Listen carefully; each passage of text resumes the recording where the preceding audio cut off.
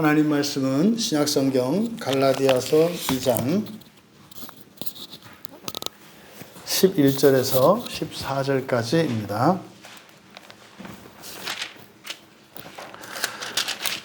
신약성경 303쪽입니다. 우리 같이 11절에서 14절까지 함께 읽겠습니다. 게바가 안디옥에 이르렀을 때에 책망받을 일이 있기로 내가 그를 대면하여 책망하였노라. 야고보에게서 온 어떤 이들이 이르기 전에 게바가 이방인과 함께 먹다가 그들이 오매 그가 할례자들을 두려워하여 떠나 물러가매 남은 유대인들도 그와 같이 외식하므로 바나바도 그들의 외식에 유혹되었느니라. 그러므로 나는 그들이 복음의 진리를 따라 바르게 행하지 아니함을 보고 모든 자 앞에서 게바에게 이르되 내가 유대인으로서 이방인을 따르고 유대인답게 살지 아니하면서 어찌하여 억지로 이방인을 유대인답게 살게 하려느냐 하였노라. 아멘. 게바를 책망한 바울이라는 제목으로 말씀의 은혜를 나누고자 합니다.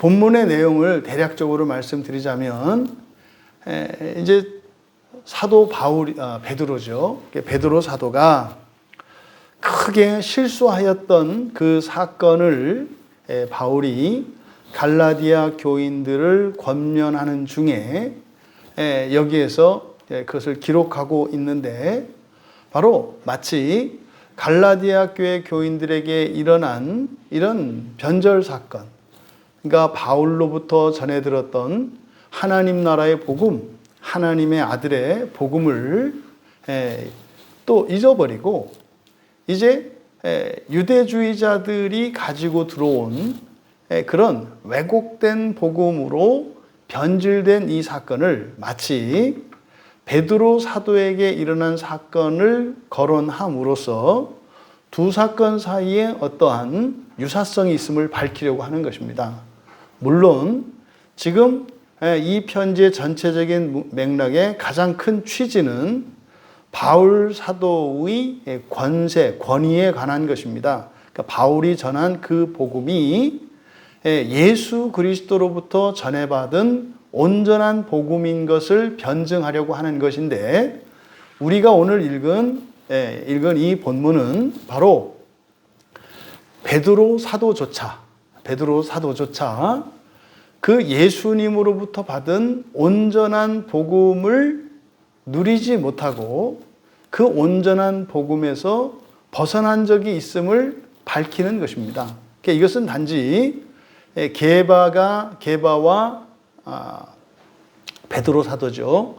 베드로 사도가 바울 사도보다 못하다, 이런 어떤 우열 관계를 나타내려고 하는 것이 아니라 베드로 사도에게도 그러한 잘못이 있음을 밝히고 돌이키면 된다는 거죠. 그래서 갈라디아 교회에 일어난 이러한 일들도 심각하고 안타까운 일임에는 틀림이 없습니다만 이런 일이 절대로 일어나서는 안 되거나 또 그런 일이 예외적으로 갈라디아 교회 교인들에게만 일어난 것이 아님을 이제 가르쳐 주려고 하는 겁니다. 한 절 한 절을 우리가 살펴보면 11절에 이제 게바가 안디옥에 이르렀을 때에 책망받을 일이 있기로 내가 그를 대면하여 책명하였노라. 이 11절은 번역이 매우 잘못되어 있습니다. 여기서 이제 책망받을 일, 11절의 중반에 책망받을 일, 그리고 끝에 책망하였노라. 그래서 이게 같은 의미를 가진 같은 단어인 것 같지만 전혀 다른 단어입니다. 그래서 먼저 이 11절을 사역을 하면 이렇게 됩니다. 게바가 안디옥에 이르렀을 때에 안디옥에 왔을 때 나는 그의 면전에서 대적했다. 왜냐하면 그는 이미 정죄받았기 때문이다. 내지는 비난받았기 때문이다. 이렇게 직역을 하면 이렇게 됩니다. 여기서 바울 사도는 베드로 사도를 지금 게바로 나타내고 있는데 게바의 인간적인 측면을 드러내고 있는 거죠. 그래서 게바와 게바에게 대적했다고 이야기를 합니다. 그럼 보십시오. 베드로 사도는 초대교회의 기독교인들에게 가장 권위 있는 자입니다. 야고보, 예루살렘에서 야고보, 예수님의 동생인 야고보뿐만 아니라 이 베드로는 사도들 가운데에서도 맏형격으로서 가장 권위가 있는 자였습니다. 그런데 바울은 오히려 자신에게 불리할 수도 있는 이야기를 하는 거예요. 내가 베드로와 맞섰다. 베드로와 맞섰다. 그런데 맞선 이유가 뭐다? 그가 비난받을 일을 했었고 그래서 비난받았다는 겁니다. 이제 뒤에서 그 자세한 내용이 나옵니다만 11절의 하반절에서 이유를 밝힌 그것은 바로 뭡니까? 베드로가 과거에 잘못했다는 것을 깨닫고 그것에 대해서 비난받았고 베드로가 뉘우친 것을 이야기를 해요. 하지만 맨 처음 바울은 누구와도 맞섰다? 베드로와도 맞섰다는 거예요. 그리고 그 베드로가 돌이켰다는 겁니다. 그러니까 지금 이제 바울 사도가 이 갈라디아 교인들에게 편지를 쓰는 1차적인 목적, 자신의 사도권에 대한 변증이거든요. 그러니까 베드로 사도조차도 자신과 다른 의견을 가졌었는데 베드로도 바울에게 오히려 비난을 받았고 그렇게 해서 돌이켰다라고 하는 그 사실을 말함으로써 사실은 내가 그 어떤 사도로부터 나의 사도권에 대한 정당성을 빌어올 필요가 없다는 거죠. 그러니까 사실은 동등한, 대등한 위치에 있다고 하는 것을 나타내려고 하는 겁니다. 그러면 여기에 게바가 안디옥에 왔을 때 나는 그의 면전에서 대적했다. 여기서 대적했다라고 하는 이것은 안티 그리고 히스테미가 합쳐져 있는 겁니다. 그래서 안티스테미 그래서 이게 반대편에 선다라는 뜻이에요. 대적하다, 반대하다라고 하는 겁니다. 그런데 그게 지금 11절의 끝에 우리말의 맨 끝에 책망하였노라 이렇게 되어 있지 않습니까? 그래서 이게 책망이 야단치고 꾸중한 이런 것이 아니라 뭐한 거다? 반대하다, 대적하다 이런 뜻이다 이 말이에요. 그러니까 자신에게 베드로 사도라 할지라도 그에게 그의 모든 것에 이렇게 순복하고 따르는 것이 아니라 대등한 위치에서 베드로를 비난할 권세가 있음을 밝히는 거예요. 그런데 그렇게 책망하였다고 되어 있는 반대하고 대적했던 이유가 뭐다? 이제 중간에 책망받을 일이 있기로 이게 이제 완료형입니다. 과거에 책망받을 일을 했었다는 거죠. 그래서 여기서 책망받는다라고 번역되어진 이 말은 뭐 정죄하다, 비난하다 이러한 의미입니다. 그러니까 과거에 베드로가 어떠한 실수를 했을 때 그것이 잘못된 것임이 판명이 되었고 또 그것으로 인해서 바울이 베드로 사도와 이제 대적했던 것, 베드로 사도의 권위에 대적했던 것을 나타내는 것이다. 그러면 그 사건이 뭐냐? 여기서 사실 먼저 11절에 있는 이 말씀에서 우리가 얻을 수 있는 교훈이 있겠죠. 누구라도 책망받을 일을 저지를 수 있다는 거예요. 이때 당시에 사람들에게 있어서 이 베드로 사도는 절대적인 사람입니다. 예수님을 대신하는 사람이기 때문에 사실은 베드로뿐만 아니라 모든 사도가 다 그렇죠. 실제로 사도들이 거짓말을 했을 때 사람들은 그것을 믿고 따를 수밖에 없어요. 그런데 지금 이 바울 사도의 이 말씀은 깜짝 놀라는 거죠. 그러니까 베드로가 뭐예요? 틀릴 수 있다는 거예요. 잘못될 수 있다는 거예요. 그래서 비난받을 수도 있다는 거예요. 또 교정되어야 한다는 거예요. 그래서 말입니다. 오직 예수 그리스도를 제외하고는 사도라도 예외가 없어요. 이 오류의 가능성, 실수의 가능성, 범죄의 가능성이라고 하는 것은 누구도 예외가 없다. 그러니 천주교에서 이야기하는 교황무오설이라든지 또 오늘날 개신교의 각 교단에서 이야기하는 각 교단의 교리나 이런 것에 절대성을 강조하는 것은 매우 잘못된 것임을 이 말씀을 통해서 우리가 알 수 있어요. 여러분, 사도도 비난받고 정죄받을 수 있는데, 사도도 비난받고 정죄받을 수 있는데 어느 누가 우리는 완벽하다라고 이야기할 수 있습니까? 이게 이단들의 공통이라니까요. 여러분, 그러니까 이런 이단들의 어머니가 누구예요? 교회예요, 교회. 그 이단이, 그것은 마귀가 역사하죠, 마귀가.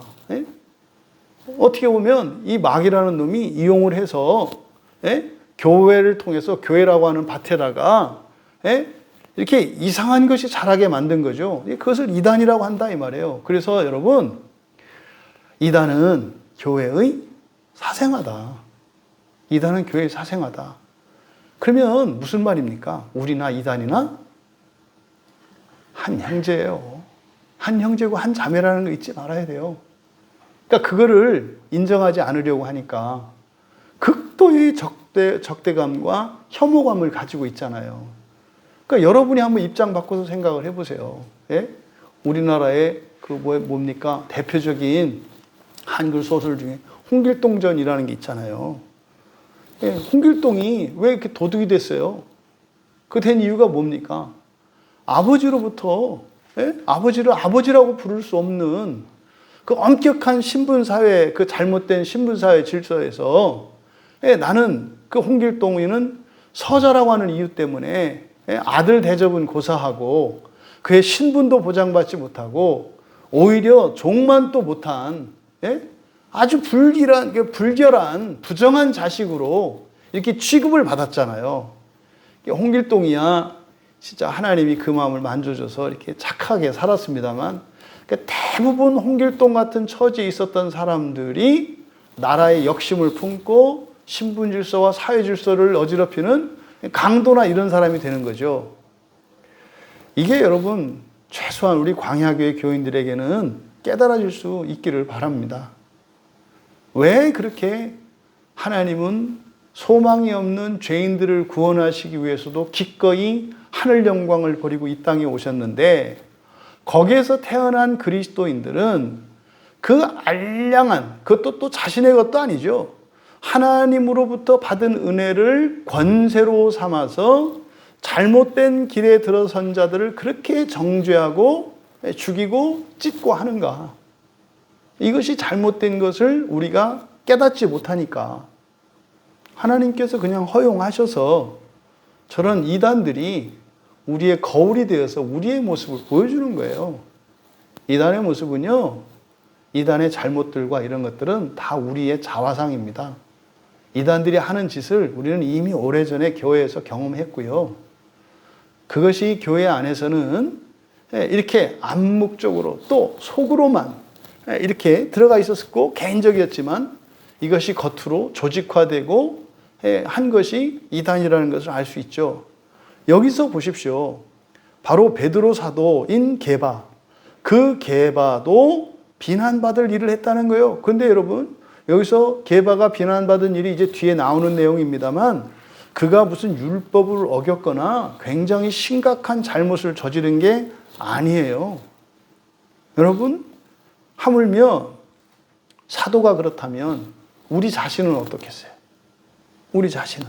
그러니까 이 세상의 그 어떤 사람도 이렇게 비난받을 일을 저지를 수 있다고 하는 이 가능성을 열어두셔야 돼요. 조심할 것은 뭐다?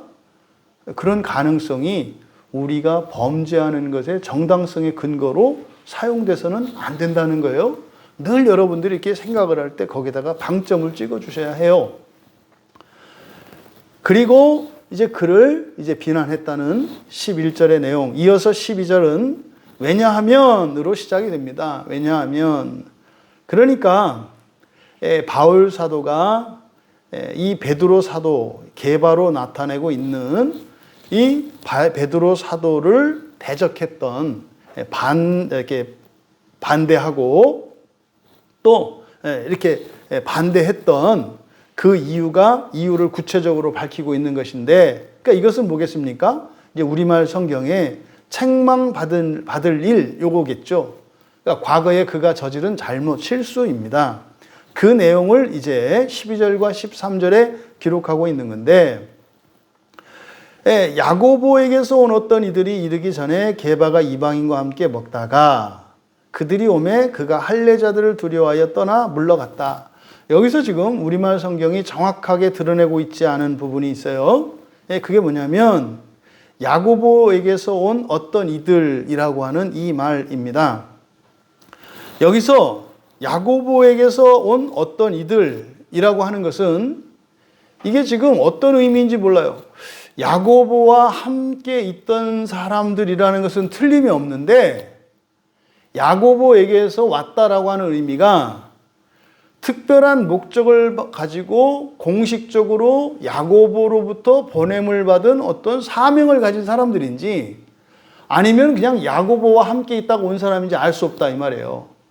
그런 거죠. 예를 들어서 뭐 어떤 교회에서, 뭐 제가 이제 뭐 부교육자로 있던 어떤 교회에서 누가 왔어요. 이게 누가 왔다고 하는 게 여러 가지 의미일 수 있잖아요.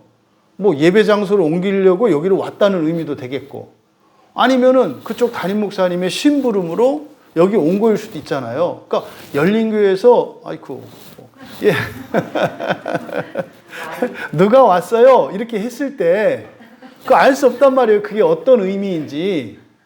그러니까 지금 여기서 야고보에게서 온 어떤 이들, 근데 보세요. 어떤 이들이라고 했잖아요. 흐리고 있어요. 누군지 정확하게. 그리고 여기서 야고보에서 온이라고 할 때 여기에 사용된 전치사가 아포예요. 아포. 아포는 뭐뭐로부터입니다. 뭐뭐로부터 분리를 나타내는데요. 기원을 나타내죠.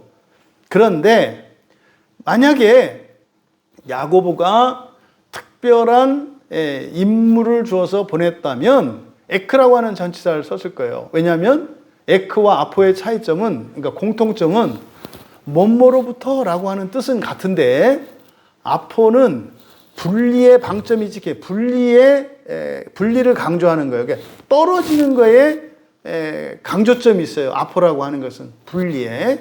그런데 에크라고 하는 것은 목적지에 초점이 맞춰져요. 그래서 어디로부터 어디까지 이렇게 된단 말이에요.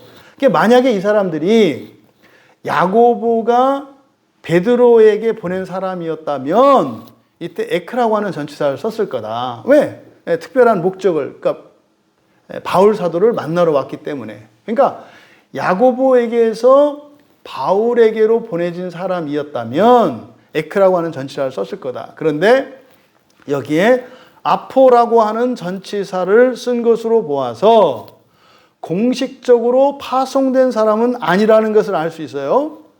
게다가 어떤 이들이라고 했으니까 그냥 불특정인이에요. 그러니까 큰 의미가 없다 이 말이에요. 그러니까 단지 예루살렘에 있던 사람이에요.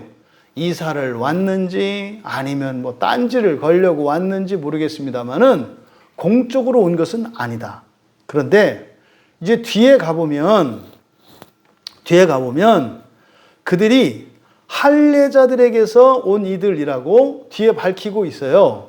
12절에 보면 그가 할례자들을 두려워하여, 할례자들 이렇게 되어 있지 않습니까? 제가 중간에 지금 말을 하다 보니까 실수한 것 같아요. 지금 여기는 지금 베드로 얘기를 하고 있는 거기 때문에 야고보에게서 바울에게로 온 게 아니라 야고보에게서 베드로로 온 거예요. 그 베드로에게로 온 건데, 그때 그 사람들을 이제 뒤에서 뭐라고 그랬느냐, 12절에서 할례자들이라고 돼 있어요. 근데 우리말 성경은 할례자들이라고 되어 있지만 이건 잘못된 거예요. 그러니까 할례자들에게서 온 자들이에요. 할례자들에게서 온 자들. 이해되시죠? 그러니까 야고보로부터 온 그 사람들은 야고보가 보낸 사람이 아니라 야고보와 함께 있는 유대주의자들을 말하는 거죠. 할례자들이라고 하는 것은 유대인들인데 유대인 그리스도인들 중에서 율법을 강조하는 이들이에요. 이 할례주의자라고 한다 이 말이에요. 그러니까 종합적으로 이야기를 하면 이 게바인 베드로에게 야고보와 함께 있던 예루살렘으로부터 일단의 무리가 왔어요. 근데 이 무리는 누가 보낸 사람들이에요? 야고보와 함께 있던 그 교회, 예루살렘 교회에 유대인 그리스도인들로서 할례주의자들이에요. 여기서 할례주의자들이 문제가 되고 있는 것은 뭡니까? 구약의 율법을 지켜야, 그러니까 예수님을 믿는다 하더라도 구약의 율법을 지켜야 예수님이 말씀하는 구원을 얻을 수 있다고 주장하는 이들이에요. 그러면 지금 야고보에게서 온 이 사람들은 예루살렘에 있을 때에 야고보 역시 하나님 나라의 복음, 하나님 아들의 복음을 전한단 말이에요. 그 복음에 대해서 전적으로 동의하지 않는 사람들이죠. 그러니까 이들이 이렇게 전국 각지를 돌아다니고 심지어 이런 이방인들 지역에 있는 그리스도인들, 그러니까 바울과 이런 전도자들에 의해서 세워진 교회를 찾아다니면서 오히려 그 복음을 훼손하는 일이 있어요. 이게 딱 오늘날 이런 이단들, 신천지 이런 사람들이 하는 일이잖아요. 교인들을 대상으로 해서 이 사람들이 뭐 이렇게 말도 안 되는 것을 얘기를 하잖아요. 딱 이런 거짓 교사와 같은 일을 하는 게 오늘날 대표적인 게 신천지 같은 사람들이에요. 그 사람들이 정통교회에 가서, 일반 교회에 가서 그거 가르치는 거 틀렸다 뭐 이렇게 얘기를 하지 않습니까? 근데 왜 그 말이 먹혀요? 비슷한 걸 가르치기 때문에 그래요. 비슷한 걸 가르치기 때문에 먹혀요. 여러분들이 이 종말에 대한, 그리고 복음에 대한, 구원에 대한, 믿음에 대한 기본적인 이해만 가지고 있어도 절대로예요, 절대로.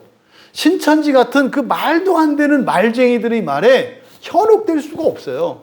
그건 현혹돼서가 아니라 본인이 원해서 그냥 가는 거예요. 날 좀 제발 좀 데려가 줘라. 뭐 이러지 않고서는 갈 수가 없어요. 제 정신으로는. 그런 거예요, 여러분. 그러니까 오늘날 하는 이런 이단들 하는 짓, 이게 지금 이때 당시에 할례주의자들이란 말이에요. 그럼 보세요, 여러분. 이 할례주의자들, 거짓 선지자들, 거짓 교사들에 대해서는 성경이 엄중한 경고를 해요. 지옥불에 던져질 것에 대해서. 근데 여러분, 오늘날 여러분들이 가지고 있는 이런 이단들에 대한 이런 태도는 1차적으로 바뀌어야 해요. 그들 또한 어디 있다? 교회 안에 있는 사람들이에요. 교회 안에 있는데 곰팡이가 낀 사람들이죠. 그랬을 때 예수님이 어떻게 하세요? 이게 곰팡이가 뭡니까? 부정이에요. 그러면 예수님이 그런 사람들을 베어내고 공동체 밖으로 쫓아내시든가요? 아니면 그들을 만지셔서 정결하게 하시고 회복을 시키시든가요? 만져서 회복시키시잖아요. 그러면은요, 유대교 회당에서는 그런 이들을 베어내요. 근데요, 기독교 교회에서는 어떻게 해요? 그런 이들을 치유하고 고치고 정결하게 만든다고요. 이게 교회와 유대교 회당의 차이예요. 그러면 오늘날 우리들의 교회의 현주소를 봐라. 그러니까 똑같아요. 그 점에 있어서는. 다 나 아니면 구원이 없다. 그거는 예수님만 하는 거예요. 예수님만. 어떻게 나 아니면 구원이 없다는 얘기를 해요. 그 순간 자기가 어떻게 돼요? 자기가 예수가 되잖아요. 그러니까요, 이만희한테 가서 당신이 예수라며요. 웃어요. 내가 언제 예수라고 했냐고. 로마 저 바티칸에 가가지고 교황한테 얘기를 해보세요. 당신이 예수라면서요. 웃어요. 내가 언제 예수라고 했냐고. 똑같은 생각을 가지고 있는데 말하는 방식도 똑같아요. 그런데 실제로 그들이 말하는 진의는 뭐예요? 본인들이 예수님의 자리에 있는 것처럼, 본인들이 진리인 것처럼 이야기한다 이 말이에요. 이게 어느 교단주의자들이나 또 교황주의자들이나 또 이렇게 이단들이 자칭 예수라 하고 보혜사라고 하고 하는 이 모든 사람들이 다 같은 줄기에 있어요. 그러니까 오늘날 우리가 흔히 말하는 자칭 예수라고 하는 이 사람들의 이 사건은요, 로마 가톨릭으로부터 시작된 거예요.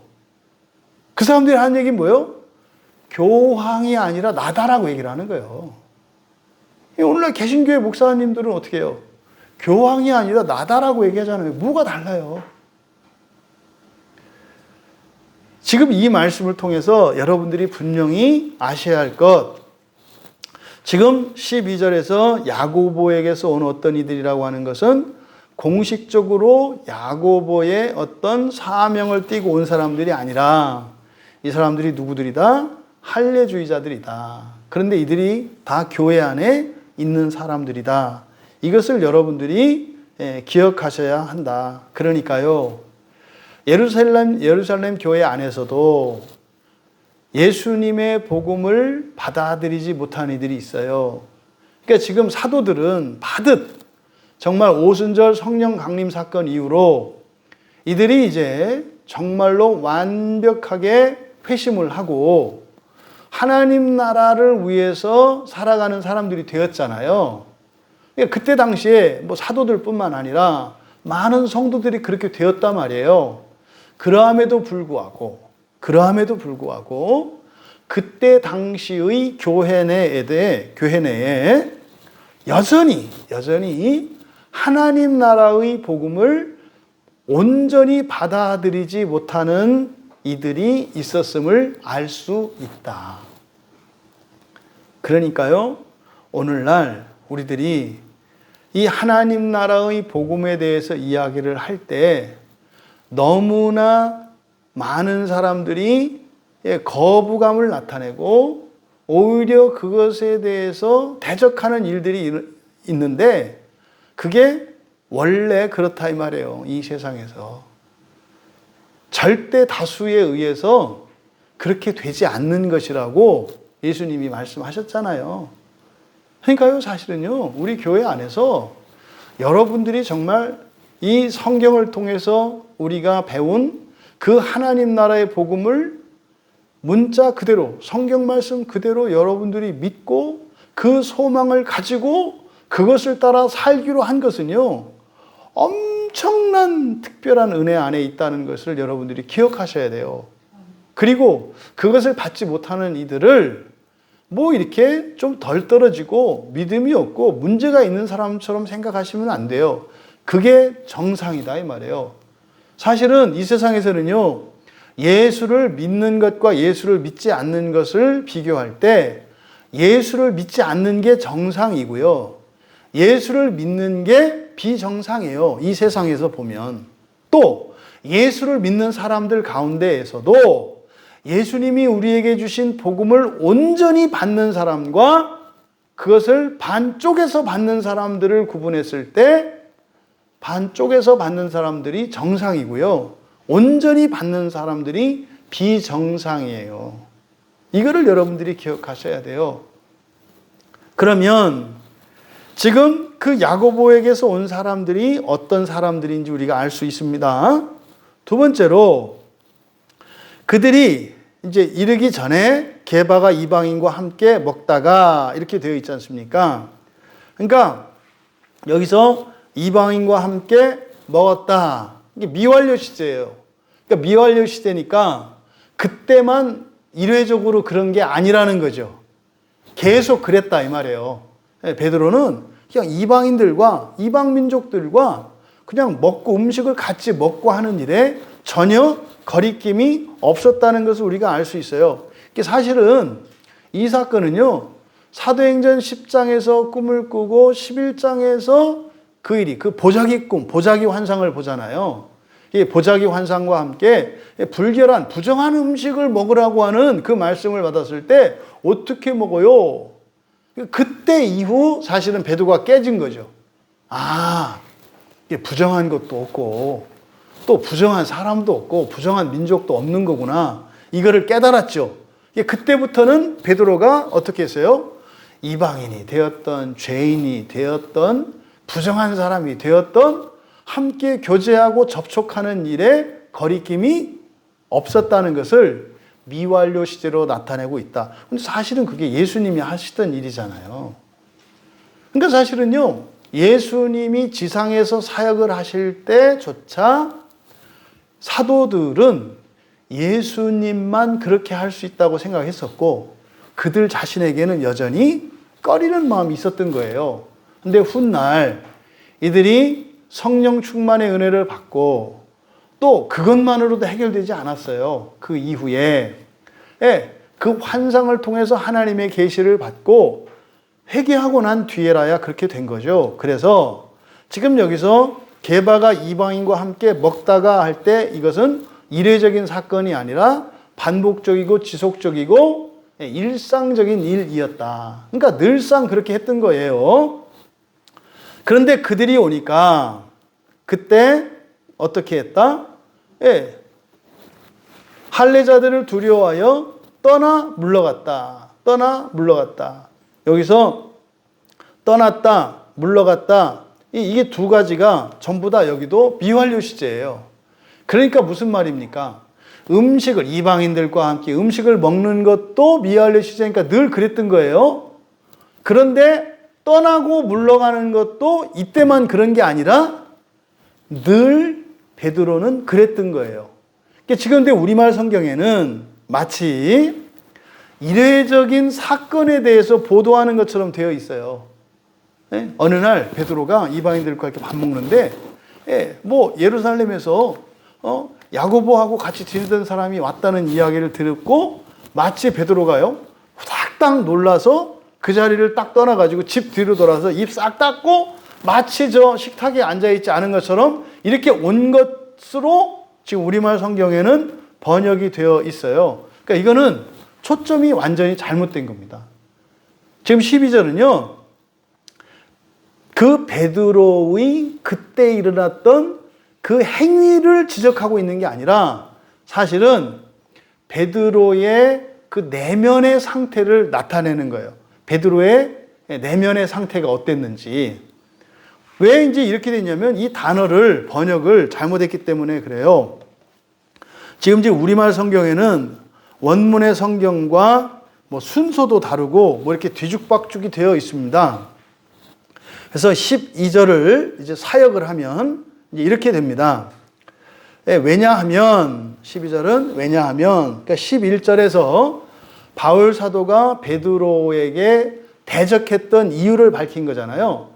그러니까 왜 바울이 베드로에게 대적을 했었는가 하면 그래서 11절에서는 책망받을 일, 정죄받은 일이죠, 예전에. 그것을 이야기하는 건데 12절에 왜냐하면 게바가 이방인들과 함께 먹고 있을 때 야고보로부터 온 이들이 그에게 왔기 때문이다. 이렇게 되는 거예요. 그러니까 게바가 이방 민족들과 함께 먹고 있을 때 야고보로부터 온 이들이 그에게 왔기 때문이다. 근데 그들이 왔을 때 그 할례자들에게서 온 자들을 두려워하면서 그러니까 그들이 누구예요? 할례자들에게서 온 자들이에요. 그러니까 야고보와 함께 있는 다시 말해 예루살렘 교회 교인이겠죠. 근데 야고보에게 순종하고 그 복음을 아직 받아들이지 못한 다시 말해 예루살렘 교회 안에 문제아들이에요. 할례주의자들. 그들이 보낸 거예요. 그들이 보낸 거예요. 근데 오기는 야고보로부터 왔는데 사실은 그들의 목적은 바로 이 할례주의에 대해서 이야기하려고 온 거죠. 그러니까 아마도 미루어 짐작컨대 야고보는 사도는 아니잖아요. 예수님의 동생이지만. 그러니까 베드로가 그래도 사도 중에 으뜸 아니에요.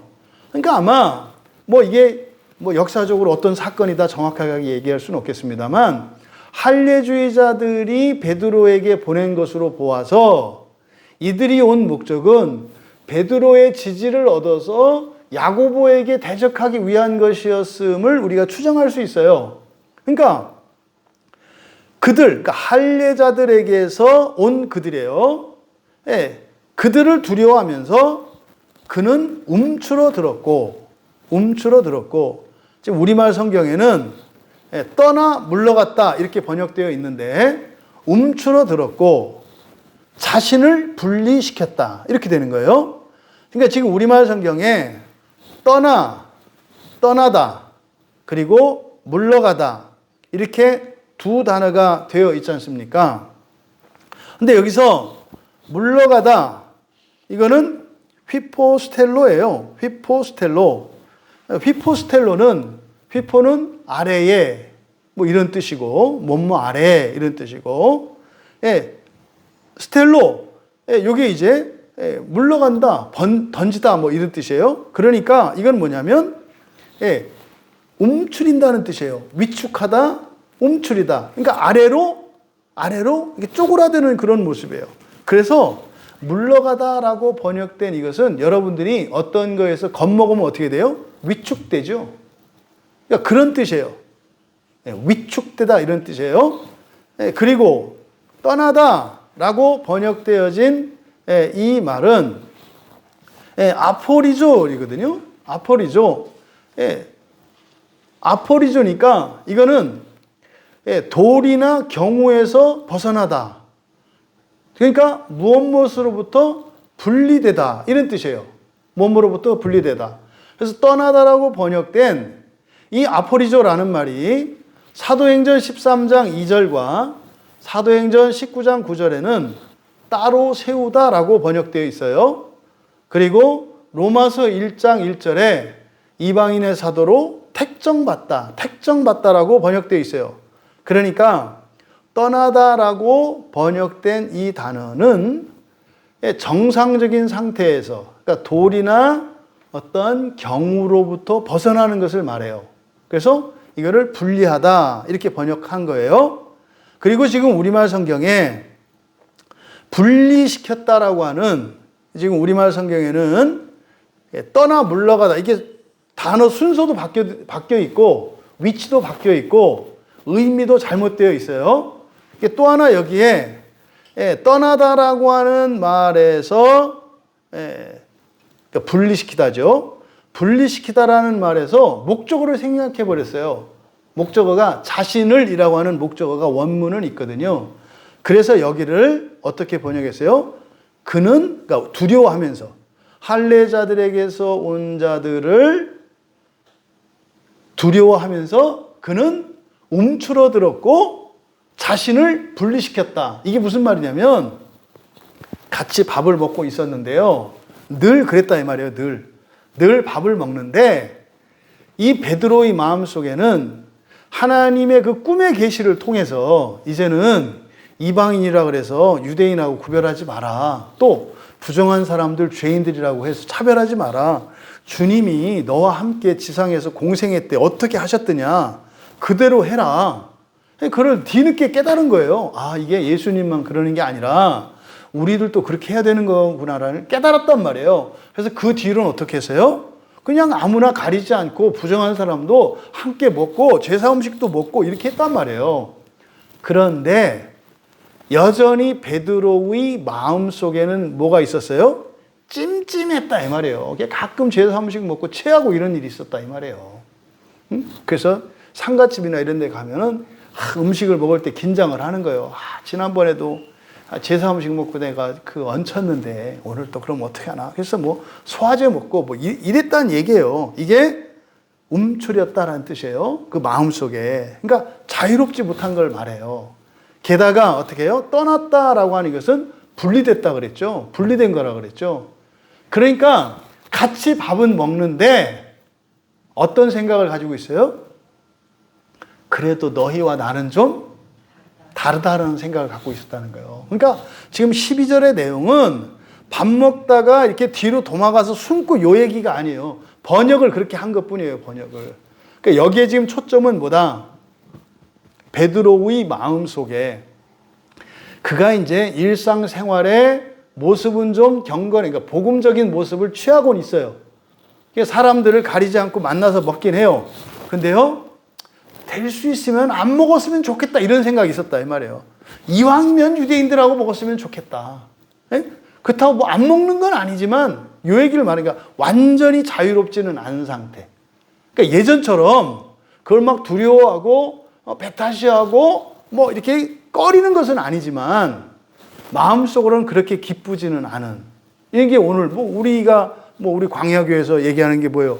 이단들이 됐든 뭐가 됐 뭐 어떤 다른 종교인이 됐든 그 누가 됐든 아무나 와도 상관없다. 근데 마음속으로는 뭐예요? 이왕이면 이런 마음이 있다 이거. 이왕이면 똑같이 보는 게 아니라 여러분 한번 생각을 해보세요. 뭐 도토리 키재기지 뭘 달라요? 뭐 그냥 뭐 그 이단 같은데 한 번도 안 가고 뭐 이렇게 교회에서만 모태신앙으로 컸던 사람들이 우리 교회 오면 뭐 달라요? 아이 별로 안 달라요. 복음을 안 받아들이는 점에서는 그렇게 다르지 않아요. 근데 자꾸 우리에게는 그런 잘못된 편견이 있잖아요. 바로 그 얘기를 하는 거예요. 바로 그 얘기를. 그러니까 사실은 뭘 얘기하려고 하는 겁니까? 아직 자유롭지 못해요. 베드로가. 네. 그래서 자꾸 저 누굽니까? 바울을 이방인의 사도로 특화시키고 자신들은 유대인의 사도로 이렇게 특화시키는 이런 일이 있는 거죠. 그러니까 여러분, 바울이 자신이 갈라디아 교회에 전했던 그 하나님 나라의 복음, 그 하나님 아들의 복음, 그 복음에 대한 이런 외적인 박해나, 뭐 로마나 또 이렇게 그 구약의 제사장들, 대제사장들, 또 서기관들이나 바리새인들 이런 외부적인 적들이잖아요. 그들로부터 반대나 핍박과 박해만 있었던 게 아니라 내적인 저항이 있는 거예요. 교회 내적인 저항도 있고 또 자기 자신의 내부에 자기의 마음 속에 이 문제가 있는 거예요. 그래서 게바조차도 아직 완전히 복음 안에서 자유롭지 못하다라고 하는 것을 나타내는 거예요. 그럼 반면에 이 얘기를 하는 이유가 뭐겠어요? 바울은 어떻다는 거예요? 자신은 자유롭다는 거예요. 자신은 자유롭다는 거예요. 오히려. 그럼 여기에서 이렇게 감춰진 의도는 뭡니까? 지금 내가 뭐 사도들을 얘기하고 야고보를 이야기하고 뭐 이렇게 해서 너희들 나 믿어도 돼 이렇게 비교를 합니다만 사실은 지금 여기서 반전시키는 거죠. 야, 너희들이 절대적으로 신뢰하고 믿고 있는 게바조차도 사실은 예수님이 주셨던 그 복음이 우리에게 준 자유를 온전히 누리고 있지 못했던 사람이야. 그래서 그것이 잘못됐다고 내가 베드로에게 비난을 했던 거야. 요 얘기를 지금 하는 거죠. 그런데 말입니다. 13절은 남은 유대인들도 그와 같이 외식함으로 바나바도 그들의 외식에 유혹되었느니라. 그러니까요.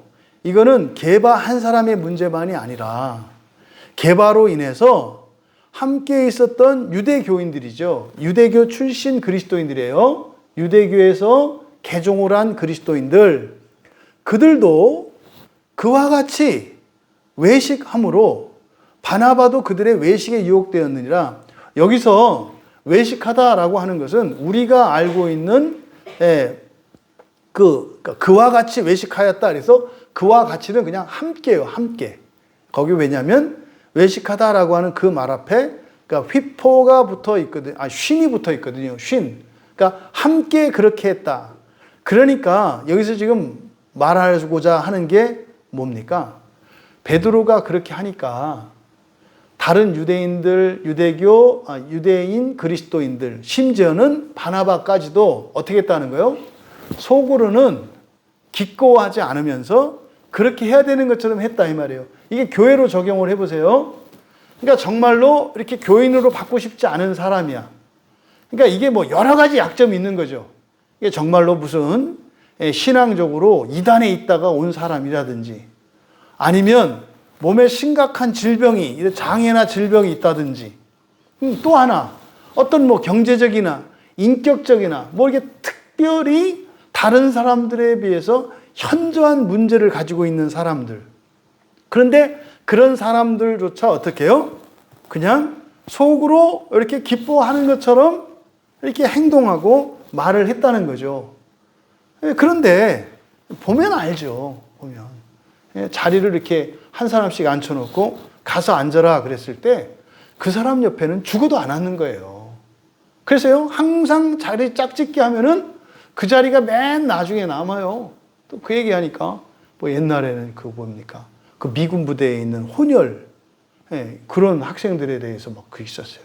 뭐 전에 제가 얘기 들은 적이 있으시죠. 제가 초등학교 때 그런 여학생이 하나 있었거든요. 그래서 학교에서 얼마나 뭐 요즘 왕따는 저리 가라 했어요. 그때 보면 막 돌멩이 던지고 별짓 다 했거든요.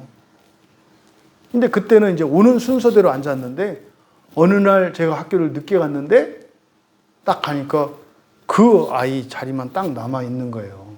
그 아이. 그러니까 이런 거죠. 다 싫어했거든요.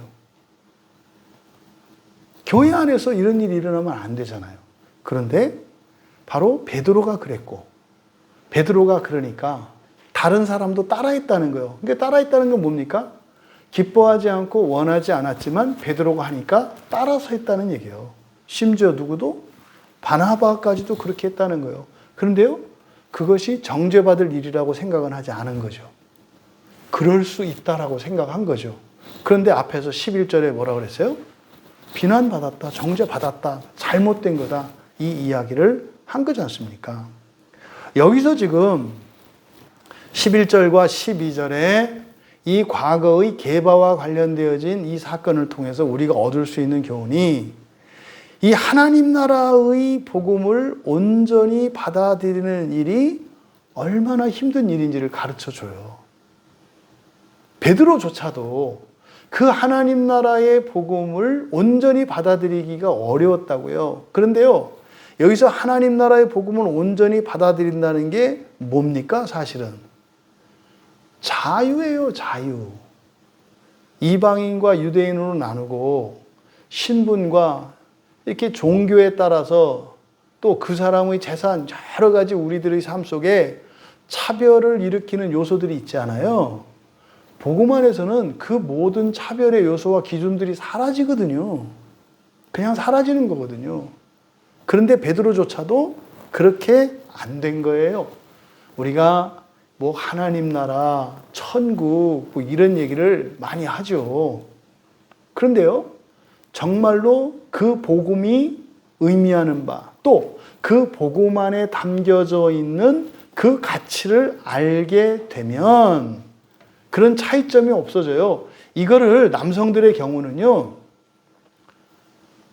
군대에서 이게 없어지는 것을 봐요. 군대에 가면은요, 군대 입대하기 이전에 그들이 했던 뭐 모든 게 사라집니다. 그냥 짬밥으로 통일이 돼요. 그냥 짬밥은 군대에 입대한 그 날짜 수를 이야기하는 거예요. 그러니까 그거에 의해서 그냥 통일이 돼요. 그러니까 그러니 그 전우회라고 하는 게 그냥 우리로 딱 뭉치거든요. 그런 거죠. 지금 생각해보니까 여성들은 그럴 것 같아요. 여러분들이 뭐 이제 특히 뭐 아이를 낳고 그 뭡니까 병원에 이렇게 출산할 때 그럼 그때 산모 이렇게 부르잖아요. 아니면 여러분들이 어디가 다치거나 이래서 병원에 입원해서 환자가 되었을 때 그때만큼은 환자로서의 그 동료의식, 일체감 이게 강하죠. 그게 물론 이제 퇴원하고 나면 끝나는 거예요.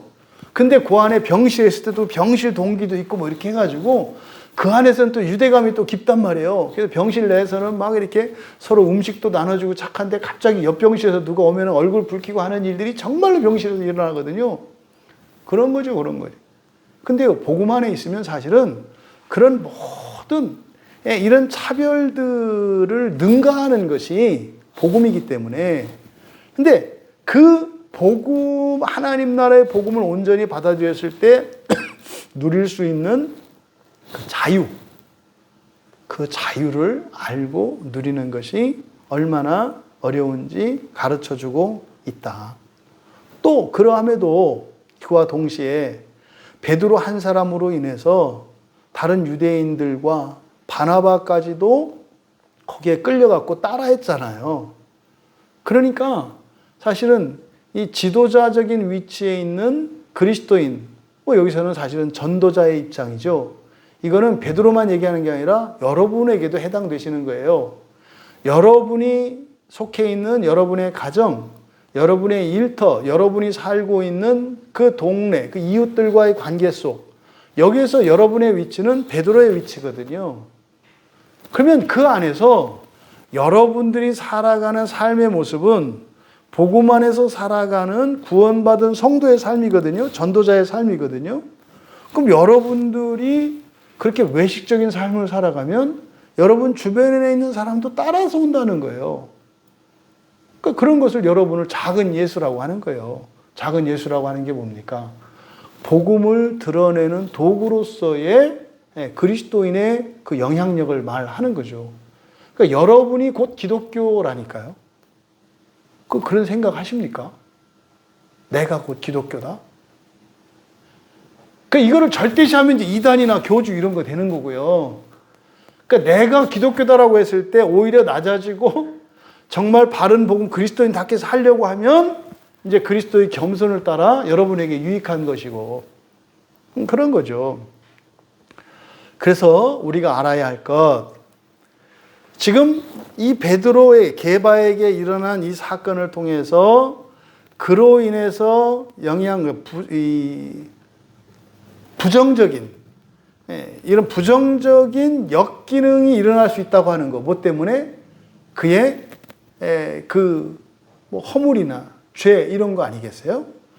아직 해결되지 못한 죄와 허물로 인해서 그가 속해 있는 공동체 안에 악영향을 끼칠 수 있다는 것. 그래서 우리들의 신앙에 미치는 영향 때문에 온전해지기 위하여 수고해야 된다는 것. 이것을 우리가 깨달을 수 있어요. 또 하나는 상대가 지금 게바란 말이에요. 앞서 말씀드린 것처럼 어떠한 사람도 신격화의 대상이 되거나 절대적인 존재가 될 수 없다고 하는 것을 기억하셔야 돼요. 이 사상이 잘 나타나는 게 로마서 3장에 가서 의인은 없다, 하나도 없다 그러잖아요. 근데 우리는 그동안 성경을 볼 때 자꾸 위인들을 만들어낸단 말이에요. 위인들을. 그래서 구약의 인물들의 이름을 따서 쓰는 거를 미덕으로 여기고 하던 때가 있었잖아요. 그게 얼마나 어리석냐 이 말이에요. 그 이름을 쓰면 하나님의 복 주시고 은혜 받은 것만 따라서 그 못된 것도 그 포함되어 있다는 걸 왜 생각 안 하냐 이 말이에요. 그러니까 이름은 그냥 여러분 이름이 좋은 거예요. 여러분 이름이. 누구 이름을 따라서 한다는 게 참 무모한 거죠. 왜 그런 생각을 해요? 사람을 절대시하니까. 이어서 14절에 그러므로 나는 그들이 복음의 진리를 따라 바르게 행하지 아니함을 보고 모든 자 앞에서 게바에게 이르되 네가 유대인으로서 이방인을 따르고 유대인답게 살지 않으면서 어찌하여 억지로 이방인을 유대인답게 살게 하려느냐 하였노라. 이게 지금 무슨 말입니까? 그들이 복음의 진리를 따라 바르게 행하지 않았음을 보았다. 여러분 지금 여기에서 게바에게 일어난 일은 유대인과 이방인 사이에 있는 그 차별의식이잖아요. 우열의식. 근데 복음의 진리는 어떻다는 겁니까? 이 모든 차별을 일으키는 요소들을 사실은 뭐예요? 다 없애는 거예요. 복음 안에서는요, 이런 신분상의 이런 모든 관계의 완전한 자유를 누리는 것이 복음의 진리를 따라 바르게 행하는 거예요. 이해되시죠? 복음의 진리를 따라 바르게 행한다, 바르게 산다는 거거든요. 이건 뭐라고요? 모든 차별의 요소를 제거하는 거예요. 그러니까요, 나보다 좀 모자라고 약한 사람이 있으면 긍휼히 여기고 돕는 거고요. 나보다 좀 나아 보이는 사람이 있으면 그 사람에게서 나아 보이는 그것을 존중하고 따라 배우는 거예요. 그래서요, 하나가 되는 거죠. 그러니까 개인으로서의 우리가 아니라 우리로서의 개인이 되면 개인 간의 어떤 이런 높고 낮음과 차별성 이런 것들이 오히려 은혜의 이유가 되고 사랑의 도구가 된다 이 말이에요. 이게 이제 예수님이 그 제자들이 예수님이 이제 내일이면 십자가에서 돌아가시는데 거기서 했던 게 누가 크냐 싸움 아니었습니까? 그러니까 지금 이 맥락과 연결되는 거죠. 아이고, 그러니까 게바가 예수님 계실 때도 그러더니 승천하시고 난 뒤에 오순절 성령 강림 사건 이후에도 계속 그랬다는 것을 알 수 있는 거죠. 여러분은 얼마나 복음 안에서 자유를 누리십니까? 그것은 관계 속에서만 그런 거 아니에요. 여러분 자신에 대해서도 적용할 수 있는 거예요. 여러분이 여러분 뜻대로 될 때하고 여러분 뜻대로 하나도 안 될 때하고 어떠냐 말이에요. 자유롭다고 하는 것은 뭐예요? 막 내 뜻대로 돼도 엄청 내 뜻대로 안 돼도 요동하지 않는 이게 뭐예요? 복음 안에서 누리는 자유예요. 자유. 좋으면 좋은 대로 힘들면 힘들대로 요동하지 않는 우리의 신앙 안에서 누리는 자유. 이것은 관계 속에서뿐만 아니라 자기 자신에 대해서도 적용할 수 있는 거다. 그래서 우리의 변덕이겠죠. 여러분들이 변덕스럽지 않고요. 사람들에 대해서 차별 대우하지 않고요. 늘 일관될 수 있는 것이 사실은 뭐다? 복음 안에서 누릴 수 있는 자유다. 그럼 우리 교회 교인이 되었던, 다른 교회 교인이 되었던, 또 다른 나라 교인이 되었던, 늘 우리가 똑같이 대하는 거잖아요. 이게 이제 선교지에 가면 좀 이거를 느껴요. 선교지에 가면. 근데 사실은 그거 안에서도 차별이 있는 거 아십니까? 우리는 너희를 섬기러 왔으니 너희는 잠잠히 섬김을 받으라. 뭐 이런 식으로 가는 거. 응? 마치 너희들은 은혜를 받아야 되고 우리는 은혜를 주기로 온 점령군, 은혜의 점령군. 그러니까 은혜에 취해라. 이런 태도가 또 있죠, 사실은. 뭐요? 사실은 똑같이 은혜를 받는 거 아시잖아요. 이제 선교지에 가보면 그걸 알거든요. 선교지에 있는 복음을 전하려고 갔는데 그들에게서 복음을 보거든요. 그래서 선교지에서 조금 그런 거를 이제 경험을 하죠. 옛날 우리나라 교회에서는 이제 부흥회를 한다든지 사경회를 한다든지 그때는 여러 교회 교인들이 같이 모여서 예배드리고 했잖아요. 그럴 때는 좀 누렸죠. 근데 지금은 이게 막 딱 막혀버렸으니 그게 없죠. 오히려 지금 구조적으로 이렇게 복음의 진리를 따라 바르게 살아가기 어려운 시대를 우리가 살고 있어요. 그때 이 바울이 게바를 책망을 했잖아요. 책망을 하는데 뭐라고 돼 있냐면 모든 자 앞에서 이렇게 말을 해요. 모든 자 앞에서 게바에게 말했다 그랬잖아요. 여기서 모든 자 앞에서라고 하는 말을 밑줄을 치시고 이 모든 자 앞에서라고 하는 것은 재판정에 앉아있는 판사의 모습을 나타내는 거예요. 그러니까 재판을 할 때 판사가 판결을 내리는 거, 이것을 모든 자 앞에서라고 해요. 그러니까 바울이 게바의 잘못을 지적을 하는데요. 어떻게 했다는 거예요? 아주 공개적으로, 은밀하게 개인적으로가 아니라 공개적으로 재판정에서 판사가 판결을 때릴 때 어떻게 해요? 공개적인 석상에서 사람들 앞에서 그냥 판결을 때려버리잖아요. 지금 게바의 잘못에 대해서 지적한 것을 바울이 마치 재판장이 죄수에게 언도하는 것 같이 나타내요. 그럼 게바는 어떤 위치에 있어요? 죄인의 위치에 있고요. 바울은 판사, 재판장의 위치에 세워놓는 거예요. 이게 말도 안 되는 얘기죠. 그러니까 이것은 사실은 베드로를 무시하거나 그의 베드로의 권세를 폄하하는 게 아니죠. 지금 뭘 얘기하는 겁니까? 사도라 그래서 일반 백성이라 그래서 복음 진리 안에서는 다를 게 없다는 거예요. 너희들은 내가 너희들의 심리를 아니까 내가 이런 사도들의 이름을 빌어서 나의 사도권을 변호하고 이렇게 했지만 사실은 뭐라는 거예요? 사도들도 복음의 빛 아래 하나님의 은혜가 필요한 사람들이라는 점에서는 똑같다라고 하는 것을 얘기하려고 하는 거예요. 지금 바울이 베드로와 자신을 비교해서 내가 그들보다 낫다 이 얘기를 하려고 하는 게 아니라 너희들이 예수님과 같이 여기는 사도 베드로조차도 하나님의 은혜 아래에 있고 그리고 여전히 죄와 허물 가운데 있어서 여전히 말씀의 빛에 의해서 개조되고 갱신되고 회개해야 된다라고 하는 것을 이야기하려고 하는 거다. 그래서요, 교회의 표지 가운데 하나가 뭡니까? 권징이에요. 여러분 생각을 해보세요. 여러분이 베드로 입장이었다고 생각을 해보세요. 베드로가 공개적인 자리에서 바울에게 잘못을 그냥 돌직구로 얻어맞았고요. 공개적으로 선포됐어요. 이때 어떻게 했냐 이 말이에요. 근데요, 베드로는 그것을 겸손히 받아들였죠.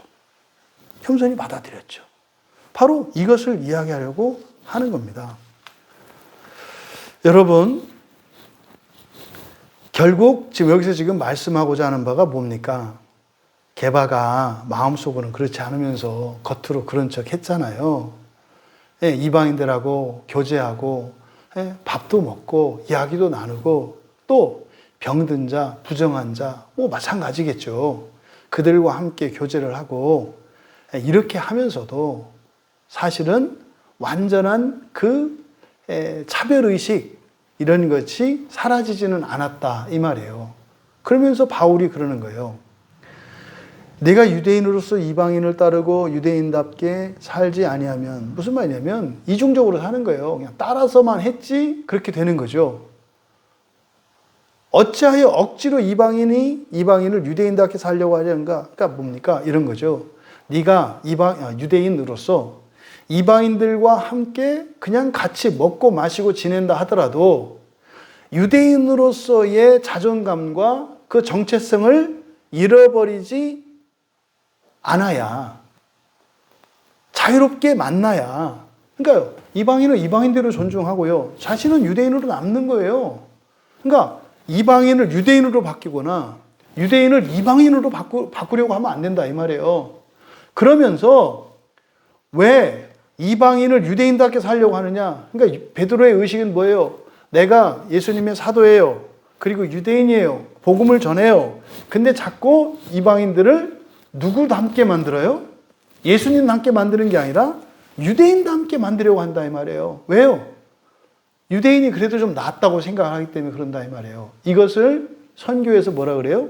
제국주의 선교라고 해요. 제국주의 선교.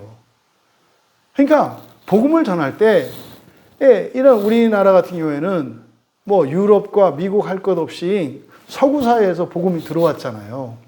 그때 복음이 들어올 때 우리나라 한국 교회 안에도 이런 서양 문화와 이런 가치관들이 함께 들어오고 마치 우리나라의 전통적인 이런 관습이나 문화들은 좀 미개하고 원시적인 것처럼 그래서 서구적인 문화로 바뀌려고 하는 그런 움직임이 있었죠.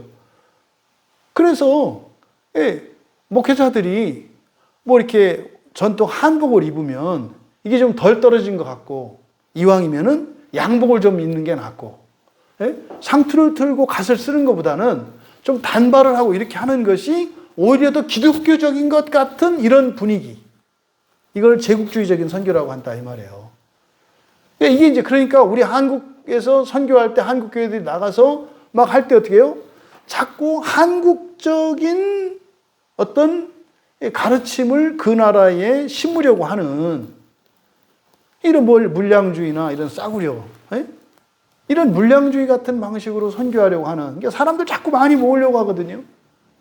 그러니까 뭐 돈 줘야 되고, 뭐 맛있는 거 줘야 되고, 선물 주고, 이게 지금 아주 고질적인 이 잘못된 한국의 이 아주 진짜 삼류 제국주의적인 선교 방식이거든요.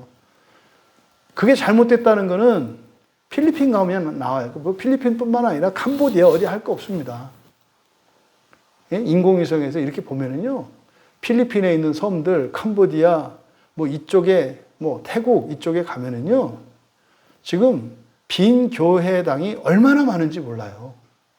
빈 교회당이. 우리나라에 선교의 붐이 일어났을 때 막 선교사 파송하고 뭐 한다 그래가지고 가가지고 냅다 건물을 짓는 거예요. 냅다. 뭐 옛날에는 뭐 건물 짓는 거, 뭐 더운 지방에 가서 돈 별로 안 들거든요. 벽돌만 쌓으면 교회니까. 또 거기다가 페인트 칠해가지고 사진 찍으면 잘 나오거든요. 근데 거기 지금 텅텅 폈어요. 제가 예전에 그 공단에서 만났던 필리핀 어떤 그 자매의 그 고백이 안 잊혀져요. 필리핀에 있을 때 예수님을 믿었고요. 그래서 교회를 갔대요. 근데 어느 날 선교사님이 사라졌어요. 그래서 마을 주민들이 1시간, 2시간 걸어서 오거든요, 교회. 목사님이 없어요, 선교사가. 그래서 그냥 없어졌다니까요. 근데 그런 상황이 되게 많대요. 잘못된 거죠. 여러분, 지금 바울이 했던 선교와 베드로가 가지고 있는 선교관이 어떤 차이인지를 말하고 있는데, 사실 그것의 핵심은 뭡니까? 자유예요, 자유. 자유. 이런 민족적인, 종교적인, 또 신분적인 여러 가지 차별을 낳는 그 모든 것을 뛰어넘는 것이 복음이 우리에게 주는 자유인데, 게바에게는 그것이 없었다는 거예요. 이 얘기는 지금 뭘 얘기하는 겁니까?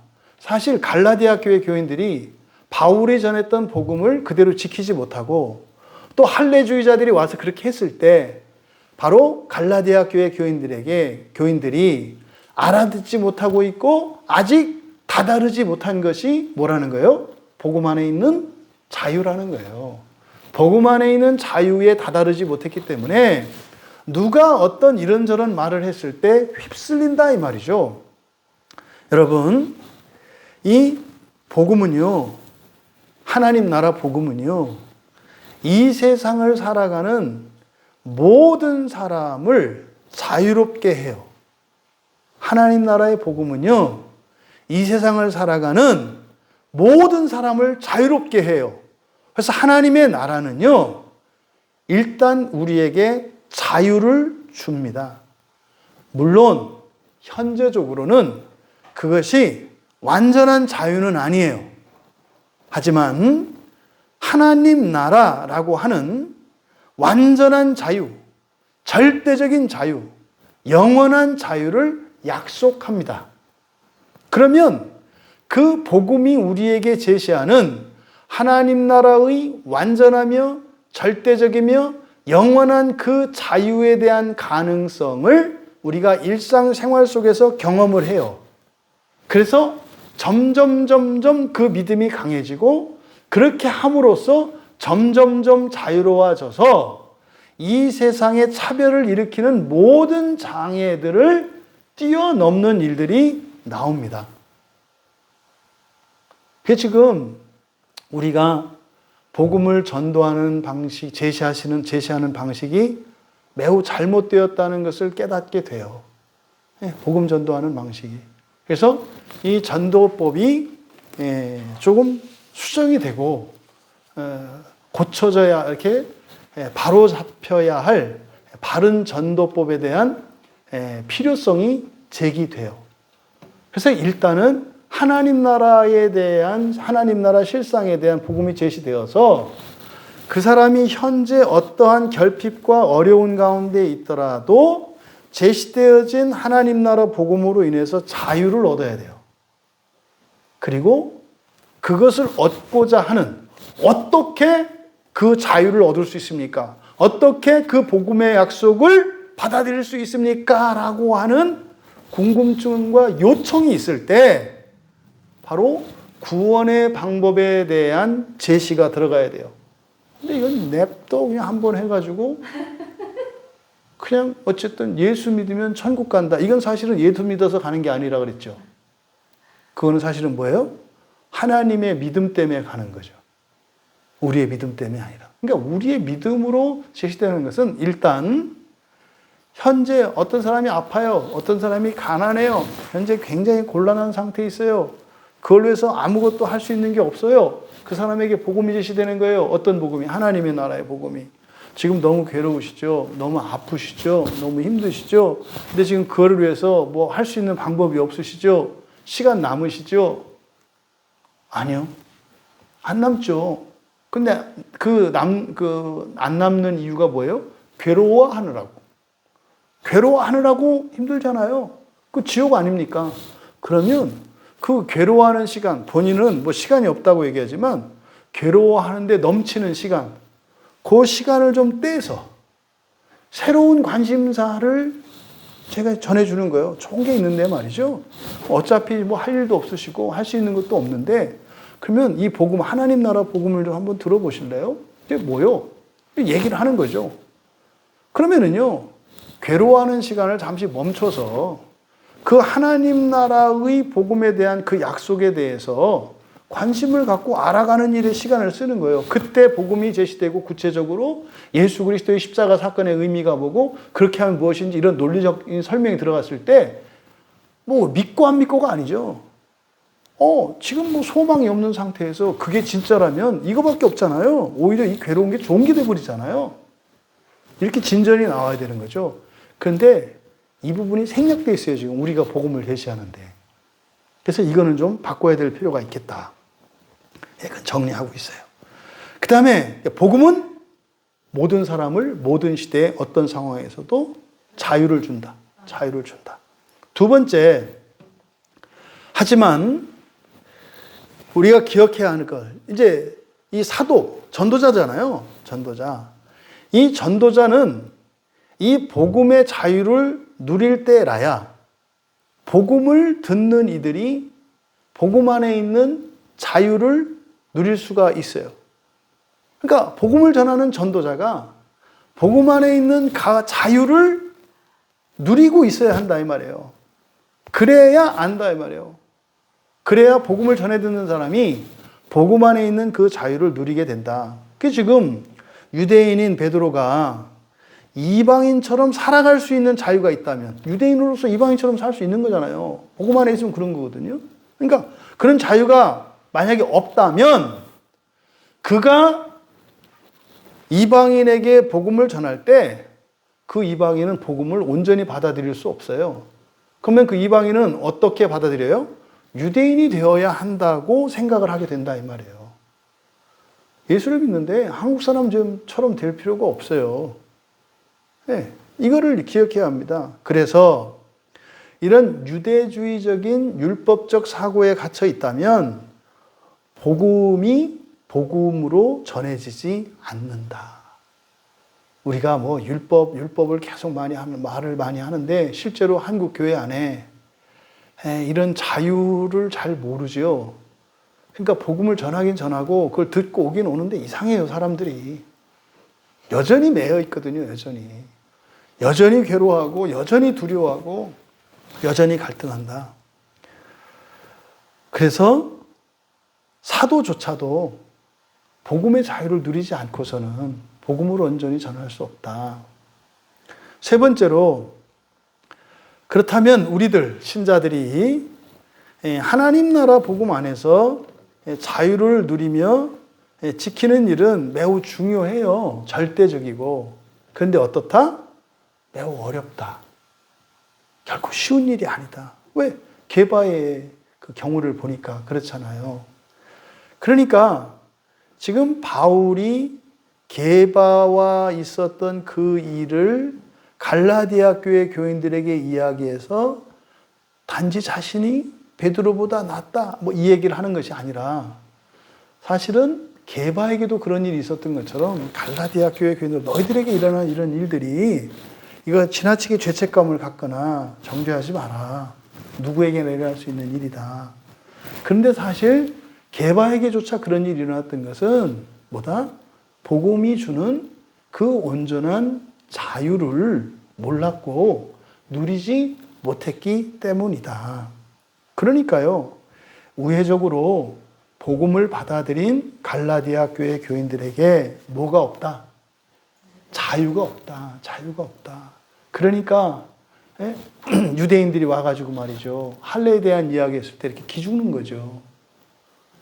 이런 것들이 여러분의 삶 속에도 있어요. 여러분, 누군가가 여러분에게 와서 무엇인가를 이야기하고 여러분이 전에 들었던 이 하나님 나라의 복음 이외에 다른 무엇으로 여러분을 혼란하게 이렇게 한다 할지라도 여러분들이 조금 더 흔들릴 필요가 없다. 왜요? 성경에서 사실 우리에게 제시된 이 복음은 그게 다예요. 종말의 부활과 그리고 종말 이전의 역사 속에서 일어나는 그 새 창조의 그 첫째 부활, 이것이 다예요. 이거는요 너무나 분명하기 때문에 예수를 믿는 일 너무 중요해요. 그 다음은요 첫째 부활을 목표로 하나님 나라의 소망으로 우리의 신앙의 일상을 지키며 살아가는 거, 내가 해야 될 일과 할 수 없는 것을 구분해서 해야 하는 거, 할 수 있는 거 하고 할 수 없는 것을 반드시 하나님께 은혜를 구하며 살아가. 이게 다예요. 이게 다라니까요. 그 이상은 없어요. 이게 다예요. 그 가운데에서 우리들이 성령의 역사를 경험하게 되고 하나님의 구원의 일들을 보게 된다. 오늘 게바를 비난하고 또 게바와 대적했던 이 사건을 갈라디아 교회 교인들에게 편지를 통해서 전했던 그 바울이 말하고자 하는 참된 복음 안에 있는 그 자유를 여러분들이 누리시고 끝까지 지켜내시기를 주님의 이름으로 축원합니다. 우리 잠시 말씀을 생각하며 기도합니다. 한번 우리 자신을 생각해 봅시다. 우리 안에는 그런 차별이 없나요? 또 나 자신이 어떠한가를 한번 살펴보십시오. 하나님과 나의 관계가 항상 일관된가? 일관되는가? 어떤 때는 하나님을 막 원망하고 불평하고 미워하고 싫어요, 보기 싫어요, 뭐 이렇게 했다가 또 시없어서 또 이렇게 하고 있는지는 아는지, 또 우리 주변 지체들과의 관계 속에서 뭐 겉으로는 또 이렇게 좀 반기는 척 했다, 또 마음 틀리면 또 미워했다, 이런 일은 없는지 이것도 한번 점검해 보시고, 또 여러분들 가족 관계 안에서 이런저런 일에 의해서 흔들리지 않고 일관되게 살아가고 있는지 우리 자신들을 돌아보고, 이것이 뭐의 문제다? 자유의 문제다. 만약에 여러분에게 그런 허점이 발견된다면 주님, 하나님 나라의 복음을 받았음에도 불구하고 요동하지 않는 그 평강과 자유를 누리지 못하는 나를 긍휼히 여기시고 나에게 온전한 자유, 그 하나님 나라의 소망 안에서 주시는 자유를 누리며 그렇게 묵묵히 나의 신앙의 길을 따라 구원을 이루며 살아가게 하옵소서. 은혜를 구하며 같이 기도합니다.